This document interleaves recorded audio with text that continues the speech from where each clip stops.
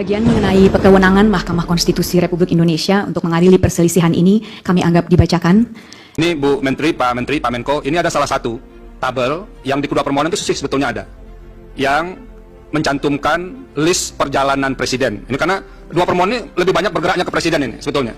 Karena dalilnya memang bertumpu di sini. Jadi kami harus menanyakan, apa sih kira-kira yang jadi pertimbangan presiden memilih misalnya ke Jawa Tengah itu lebih banyak kunjungannya dibandingkan ke tempat lain. Ini yang berkaitan dengan kunjungan yang ada pendistribusian bansosnya. Nah, itu yang didalilkan oleh pemohon. Nah, kalau ini kami bisa dibantu menjelaskannya, itu akan lebih mudah kami, apakah yang didalilkan pemohon itu bisa dibenarkan atau tidak. Nah, tolong kita dibantu ini oleh 4 menteri ini berkaitan dengan ini. Itu yang pertama. Masih berkaitan dengan peta ini, kira-kira ini alokasi dana yang dibawa untuk kunjungan-kunjungan presiden itu yang dari mana saja? Pak Menko dan Ibu Menteri. Ini satu yang terkait langsung dengan permohonan yang diajukan oleh kedua pemohon. Yang kedua, ini kan sering dilakukan pertemuan ya, Pak Menko tadi bilang, Pak Menko PMK maupun Menko Perekonomian sering dilakukan pertemuan. Dalam suasana pertemuan yang sudah berhimpitan dengan jadwal pemilu itu, ada nggak warning dari yang melakukan pertemuan ini, terutama warning yang berkaitan dengan sensitivitas suasana pemilu. Jadi misalnya ada yang mengingatkan, kita harus hati-hati juga, jangan kita menjalankan agenda yang sudah disusun dalam APBN, lalu diterjemahkan sebagai kegiatan politik. Ada nggak dalam rapat-rapat seperti itu diingatkan supaya pemaknaan atau penafsiran berbagai pihak bahwa ini ada kaitannya dengan politik itu pernah diingatkan nggak? Bagian mengenai kewenangan Mahkamah Konstitusi Republik Indonesia untuk mengadili perselisihan ini kami anggap dibacakan.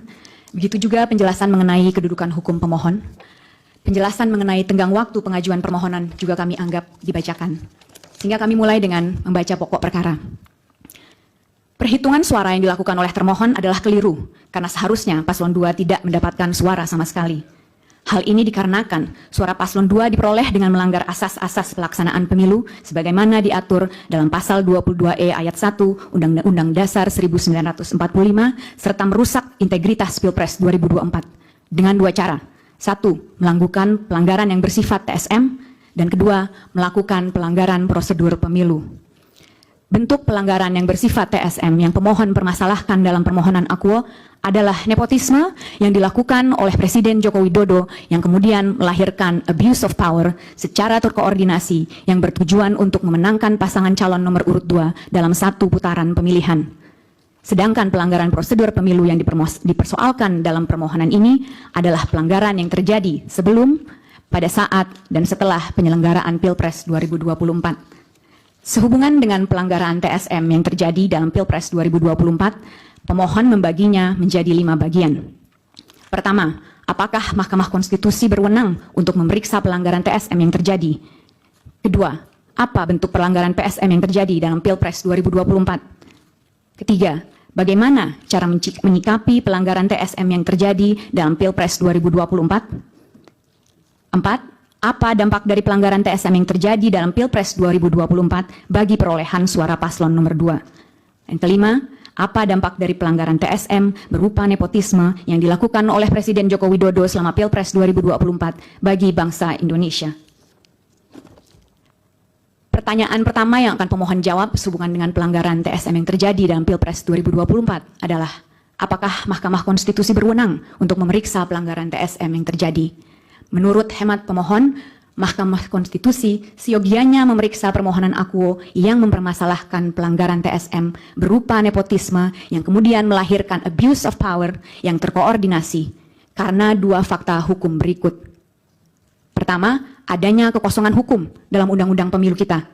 Dan kedua, adanya instrumen penegakan hukum pemilu yang tidak berjalan secara efektif.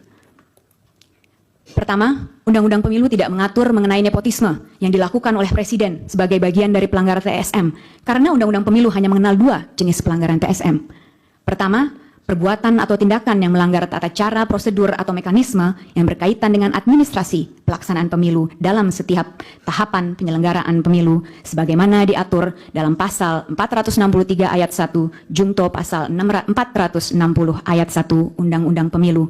Dan kedua, pelanggaran jenis TSM dalam bentuk money politics sebagaimana dimaksud dalam pasal 286 Undang-Undang Pemilu.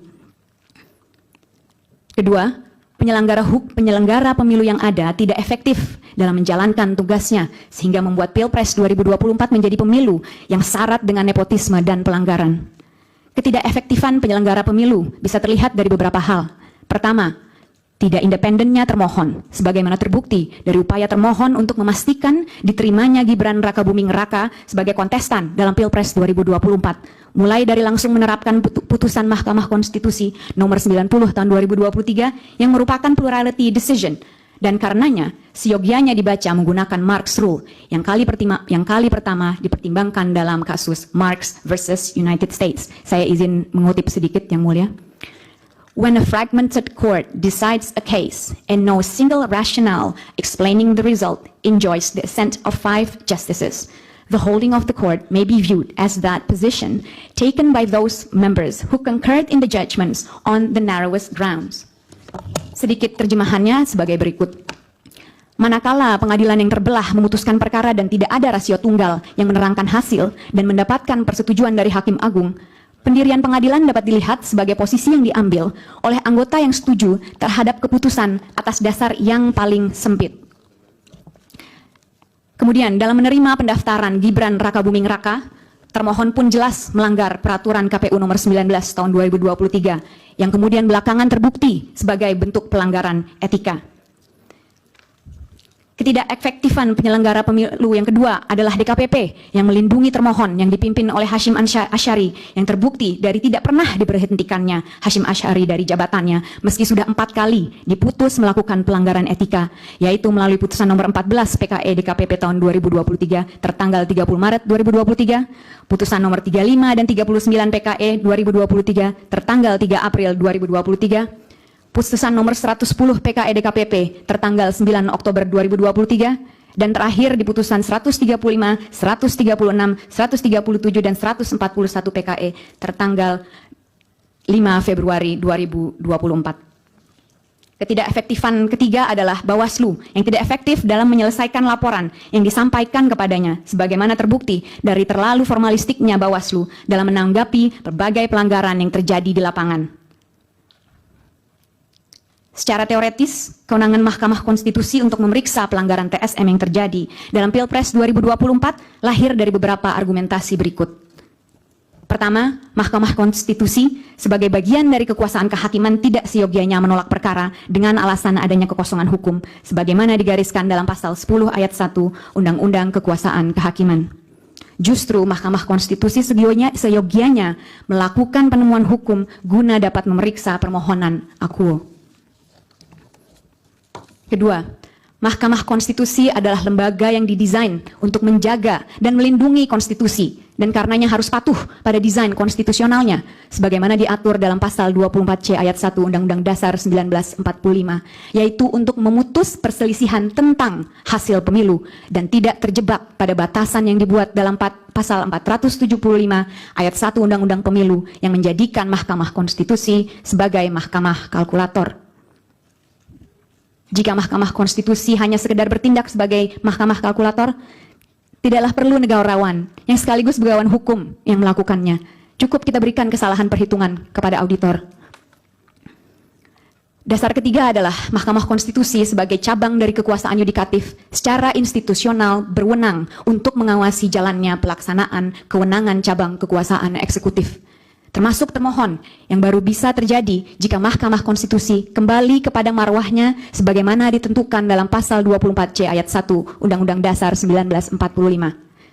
Keempat, Mahkamah Konstitusi melalui putusan nomor 22 PHPUD tahun 2010 telah mengantisipasi terjadinya penggunaan kekuasaan sebagai jalan untuk memenangkan pemilu dengan menyatakan bahwa hegemoni kekuasaan yang tidak terawasi dalam proses pemilu dapat menghasilkan pemilu yang penuh kecurangan dan karenanya perlu untuk diulang, hal mana merupakan refleksi sempurna dari Pilpres 2024. Jika Mahkamah Konstitusi berkeras bahwa dirinya hanya berwenang untuk memeriksa hasil penghitungan suara yang mempengaruhi terpilihnya pasangan calon, maka sama saja Mahkamah Konstitusi melegitimasi kecurangan dalam proses pemilihan umum. Pesan yang akan diberikan dari ini adalah, berbuat curanglah, securang-curangnya, sehingga selisih suaranya begitu besar, niscaya Anda akan memenangkan pemilu. Karenanya, Mahkamah Konstitusi harus keluar dari zona nyamannya dan masuk ke area yang lebih luas demi kepentingan demokrasi yang ditegakkan atas dasar kejujuran dan keadilan. Mahkamah Konstitusi perlu kembali pada desain konstitusional awal yang ditetapkan baginya, yaitu untuk memutus perselisihan tentang hasil pemilu. Hanya dengan demikianlah Indonesia memiliki kesempatan untuk menyelamatkan demokrasinya. Pertanyaan kedua yang pemohon akan jawab sehubungan dengan pelanggaran TRSM adalah, apa saja bentuk pelanggaran TSM yang terjadi dalam Pilpres 2024? Pelanggaran TSM yang dipermasalahkan dalam permohonan aku adalah nepotisme yang melahirkan abuse of power terkoordinasi yang dilakukan oleh Presiden Joko Widodo semata-mata demi memastikan agar Paslon 2 memenangkan Pilpres 2024 dalam satu putaran. Sehubungan dengan pembuktian mengenai ada tidaknya nepotisme, maka penting untuk melihat standar beban pembuktian sehubungan dengan perkara PHPU di Mahkamah Konstitusi. Sebagaimana dimuat dalam putusan nomor 1 PHPU Pres tahun 2019, yaitu beban pembuktian formil yang mana beban pembuktian awal dibebankan kepada pemohon dan kemudian beralih kepada termohon.